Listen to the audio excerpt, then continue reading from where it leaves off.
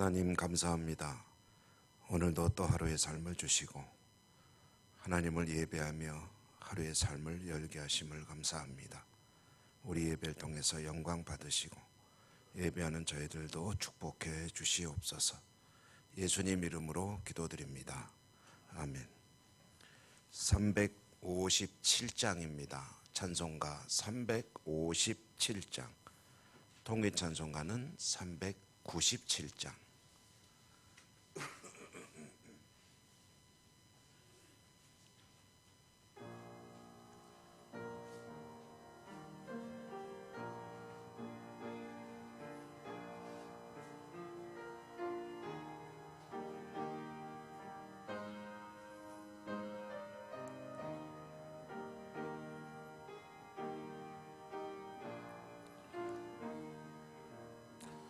주 믿는 사람 일어나 다 힘을 합하여 이 세상 모든 마귀를 다쳐서 멸하세. 저 앞에 오는 적군을 다 싸워 이겨라. 주 예수 믿는 힘으로 온 세상 이기네. 믿음이 이기네. 믿음이 이기네. 주 예수를 믿음이 온 세상 이기네. 온 인류 마귀 게을러 큰 죄에 빠지니 진리로 띠를 띠고서 늘 기도 드리세. 참 믿고 의지하면서 겁 없이 나갈 때 주 예수 믿는 힘으로 온 세상 이기네. 믿음이 이기네. 믿음이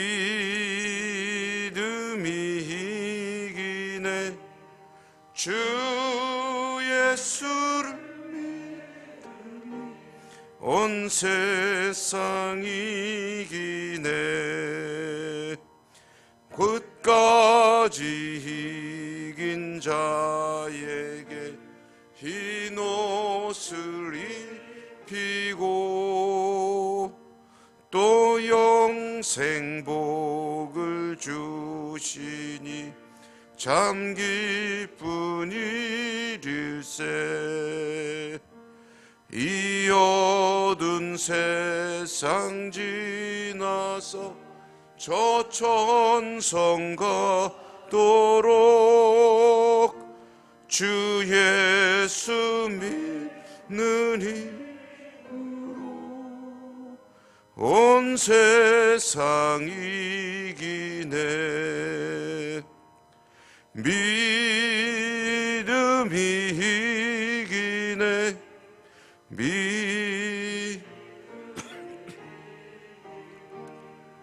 주 예수를 믿음이 온 세상 이기네.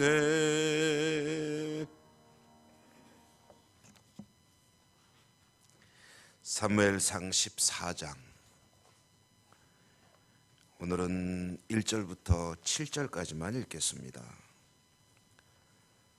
사무엘상 14장 1절부터 7절까지 교독합니다. 하루는 사울의 아들 요나단이 자기의 무기를 든 소년에게 이르되 우리가 건너편 블레셋 사람들의 부대로 건너가자 하고 그의 아버지에게는 아뢰지 아니하였더라.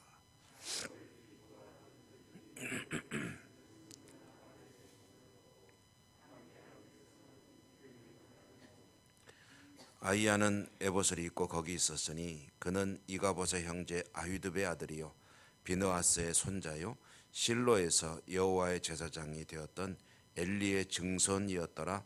백성은 요나단이 간 줄을 알지 못하니라.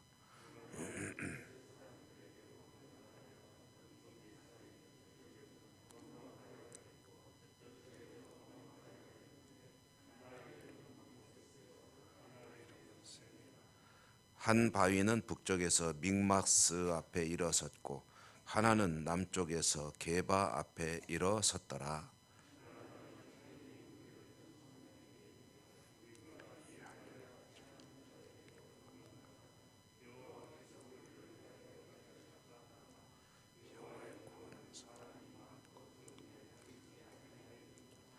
무기를 든 자가 그에게 이르되 당신의 마음에 있는 대로 다 행하여 앞서 가소서.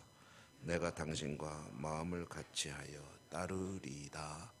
아멘. 오늘도 주님 은혜가 함께 하시기를 기원합니다. 이스라엘과 블레셋의 전쟁이 벌어졌죠. 사울은 전쟁을 위해서 군사를 모았지만 군사들은 다 사기가 땅에 떨어져서 지리멸렬 다 이제 거의 다라고 하긴 좀 그렇겠네요. 대부분의 군사들이 싸워보기도 전에 패배한 셈이고, 그리고 또 많은 병사들이 이 부대를 이탈해서 도주하곤 했습니다. 상황은 암울하게 전개가 됐습니다. 이제 믿을 곳은 하나님밖에 없는데 사울의 입장에서는 하나님도 도와주시지 않는 것 같습니다. 그래서 조급한 마음에 하나님의 율법을 어기고 제사를 직접 주관했다가 사무엘에게 아주 큰 줄이 나고 사무엘도 그냥 가버리고 의지할 곳은 그곳밖에 없는데 이제 말하자면 사면 초가에 처한 사울의 입장. 사울이 이와 같이 암담하게 있을 때 남은 군사를 카운트해 보니까 600명 정도 남았다.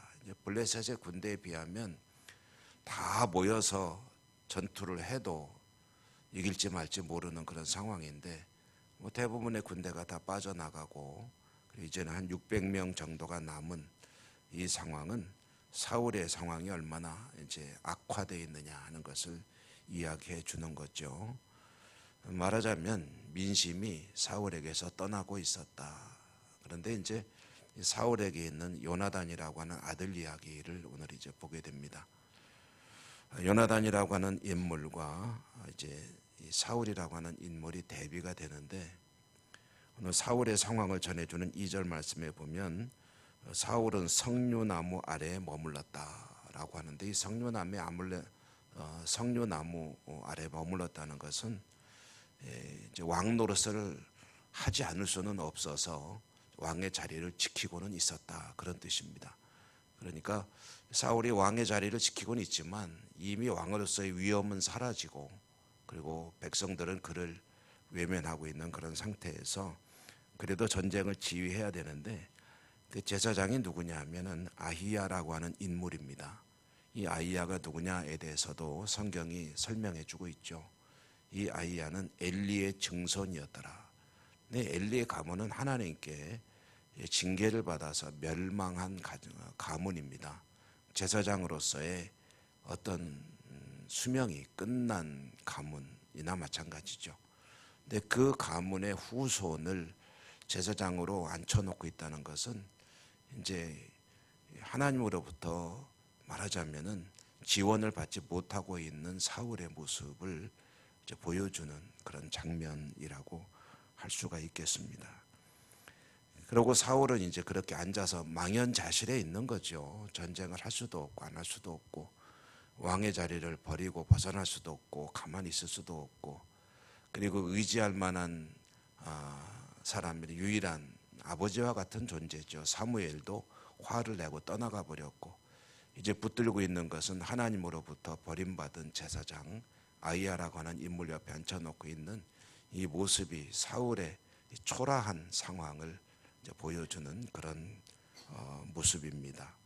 근데 이제 그에게 한 가지 희망이 있다면 이제 요나단이라고 하는 아들입니다. 이 요나단도요, 아버지를 이미 신뢰하지 않습니다. 아버지의 속마음을 알고 아버지를 속속들이 알기 때문에 사울 그러니까 아버지에게 전투를 하러 가자고 이야기하지 않습니다. 아버지에게 보고하지 않고 요나단은 홀로 이제 적진으로 침투에 들어가는 결단을 하게 되죠. 그래서 사울에게 아버지에게 보고하지 않았더라. 백성들에게도 이야기할 필요 없습니다. 하나님의 일인데, 하나님의 전쟁인데, 하나님의 전쟁에 나서지 않겠다고 하는 사람들 붙잡고 씨름해봐야 힘만 빠집니다.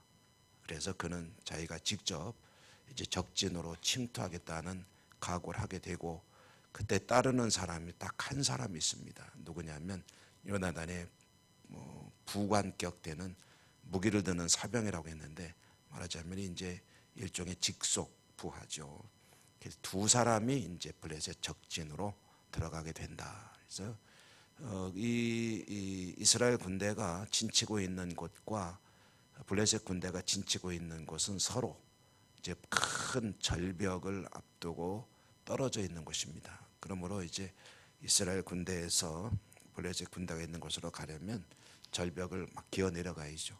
절벽 붙들고 내려가 가지고 다시 절벽을 또 다시 기어 올라가야 됩니다. 그게 이제 게바와 믹마스라고 하는 곳의 지형인데, 이제 요나단이 그곳에서 이제 블레셋 군대로 잠입하려고 할 때 이제 나누는 대화가 오늘 말씀에서 우리가 잠깐 생각해 보려고 하는 대목인데요. 6절에 보면은 요나단이 자기의 무기를 든 소년에게 이르되 우리가 이 할례 받지 않은 자들, 이건 블레셋 군대를 가리키는 거죠. 할례 받지 않은 자들에게로 건너가자. 여호와께서 우리를 위하여 일하실까 하노라. 여호와의 구원은 사람이 많고 적음에 달리지 아니하였느니라 라고 말을 하는 이 요나단의 이 말 속에 하나님께서 들려주고 싶은 요나단이라고 하는 인물이 들어 있습니다. 요나단이라고 하는 사울의 아들은 어떤 인물이냐면은 하나님을 의지하는 그런 하나님의 용사더라라는 거죠. 이 구원은 결국 이 구원이라는 것은 전쟁의 승리 아니겠습니까? 그러니까 전쟁의 승리는 사람의 많고 적음에 있는 것이 아니다. 하나님께 달려 있는 것이다. 그러므로 너하고 나하고 둘이 가도 충분하다라고 말하면서 적진으로 절벽을 이제 기어 올라가는 그런 요나단의 모습을 이제 그 뒤에 보면 읽을 수가 있는데, 새벽에 읽기에는 너무 길어서 좀 그 뒷부분은 생략했습니다. 여러분 댁에서 한번 읽어보시면 좋겠고요. 여러분 이 말씀을 다 꼭 기억하시면 좋겠습니다. 구약 성경에 특히 많이 나오죠. 전쟁은 하나님께 달려 있다. 만군의 여호와여. 그러니까 전쟁뿐이 아니라 모든 우리의 인생사는 하나님께 달려 있는 것이다. 하나님은 그의 뜻에 결정한 대로 행하시는 분이시다. 그러니까 하나님께서 결정하시고 하나님께서 행하시는 것인데, 하나님께서 결정하시는 그 기준이 무엇이냐 보면은 이제 사람들의, 하나님의 백성들의 이제 믿음. 그래서 그 말씀해 주시잖아요. 계속 말씀해 주십니다. 믿고 구하는 것은 그대로 된다. 믿음대로 된다. 그러니까 믿음대로 된다는 말을 우리는 참 못 믿습니다. 그리고 실감하지 못합니다. 왜냐하면 눈앞에서 그 일이 벌어지지 않거든요. 눈앞에서 믿음대로 안 되니까 그러는데, 하나님의 말씀은 믿음대로 된다는 그 말씀 속에 들어있는 수많은 뜻 가운데 가장 중요한 것은 하나님 보시기에 좋은 방법대로 너의 믿음을 하나님이 받으시고 하나님의 선한 것으로 역사하신다라는 것입니다. 그러므로 하나님의 백성들이 믿음을 가진다는 얘기는 무슨 얘기냐면 하나님의 뜻을 추구한다는 얘기예요. 하나님의 뜻을 추구할 때 자기 마음대로 한다는 게 아니고, 믿음을 가진 사람들은 하나님의 뜻을 따르게 되고 하나님의 뜻을 추구하게 되고, 하나님의 뜻을 알았을 때 그것이 나의 능력과 내 모든 여건들을 초월하는 것이라 할지라도 하나님이 역사하셔서 그것을 이루신다라는 그런 의미이죠.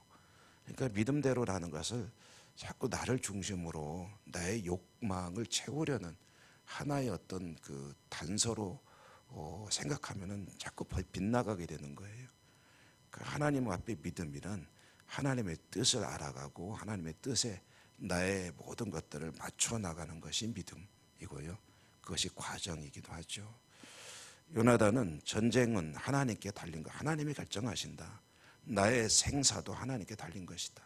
라는 그런 선언을 하면서 들어가는데, 그 뒤에 나오는 이야기 보면 들어가서 이제 20여 명의 적군을 이제 말하자면은 죽이고 전과를 이제 이뤄내는 그런 이야기가 나옵니다.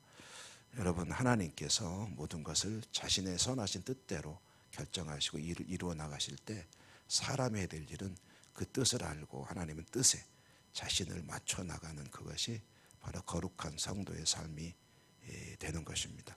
오늘도 그렇게 승리하시는 복된 하루가 되시기 바랍니다. 은혜로우신 하나님 감사합니다. 계속해서 사무엘 이야기를 읽어가며 저희들은 오늘도 요나단의 입술을 통해서 들려주시는 믿음의 이야기를 들었습니다. 그렇습니다. 모든 일들은 하나님의 선하신 뜻과 결정 안에 이루어지는 것이고 그 하나님의 선하신 뜻을 따르는 것이 믿음의 삶인데 그렇게 하지 못할 때가 많습니다. 저희들의 연약함을 긍휼히 여겨주시고 믿음으로 승리하는 복된 성도의 삶을 날마다 살아갈 수 있도록 축복하여 주옵소서. 오늘도 하나님의 도우심과 하나님의 은혜를 구하며 기도하겠습니다. 기도하는 저희들에게 은혜 내려 주시옵소서. 예수님 이름으로 감사하고 기도드립니다. 아멘. 하늘에 계신 우리 아버지, 아버지의 이름을 거룩하게 하시며 아버지의 나라가 오게 하시며 아버지의 뜻이 하늘에서와 같이 땅에서도 이루어지게 하소서. 오늘 우리에게 일용할 양식을 주시고 우리가 우리에게 잘못한 사람을 용서하여 준 것 같이 우리 죄를 용서하여 주시고 우리를 시험에 빠지지 않게 하시고 악에서 구하소서. 나라와 권능과 영광이 영원히 아버지의 것입니다. 아멘. 기도하실 때 말씀이 여러분의 기도 제목이 되시길 바랍니다. 또한 여러분의 각자의 여러 가지 일들 하나님께 구하시기 바랍니다.